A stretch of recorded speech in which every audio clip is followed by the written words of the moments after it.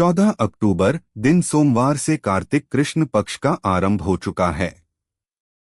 साल के 12 महीनों में से कार्तिक का महीना सबसे उत्तम और पवित्र माना गया है। पुराणों के अनुसार इस मास में भगवान विष्णु नारायण रूप में जल में निवास करते हैं। इसलिए कार्तिक कृष्ण प्रतिपदा से लेकर कार्तिक पूर्णिमा तक नियमित सूर्योदय से पहले नदी या तालाब में स्नान करना दूध से स्नान का पुण्य देता है। धार्मिक दृष्टि से इस महीने का महत्व इसलिए भी है क्योंकि इसी माह में कुमार कार्तिकेय ने तारकासुर का वध किया था।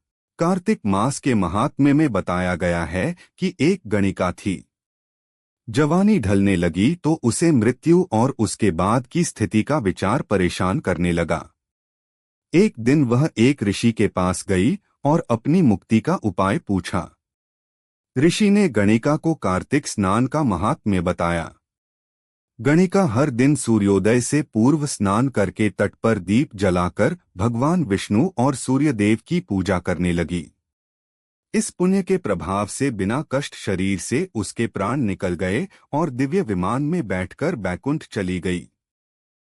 कार्तिक मास की महिमा का वर्णन करते हुए एक कथा देवी रुक्मिणी की भी है। पद्म पुराण के अनुसार पूर्वजन्म में रुक्मिणी गंगा तट पर रहने वाली एक विधवा ब्राह्मणी थीं। वह नियमित रूप से गंगा स्नान करके तुलसी की पूजा किया करती थीं और भगवान विष्णु का ध्यान करती थीं।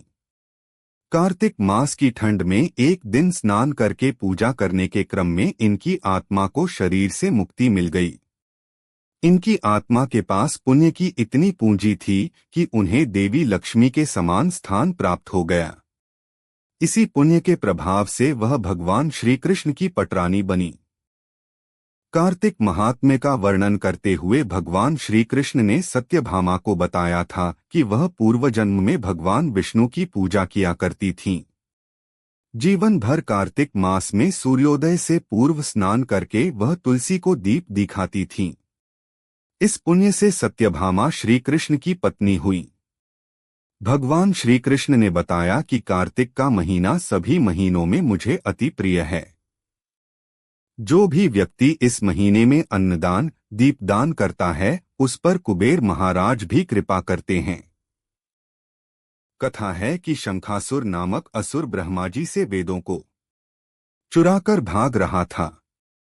वेद उनके हाथों से छूटकर समुद्र में प्रवेश कर गए। देवताओं की प्रार्थना से प्रसन्न होकर भगवान विष्णु ने कहा कि मैं मछली का रूप धारण करके अभी वेदों को लाता हूं। उसी समय भगवान ने कहा कि अब से कार्तिक के महीने में सभी वेदों के साथ मैं स्वयं जल में रहूंगा। इस महीने में नियमित स्नान पूजन करने वाले पर कुबेर भी कृपा करेंगे। जो धर्मात्मा व्यक्ति इस महीने में मेरी पूजा करेगा उसे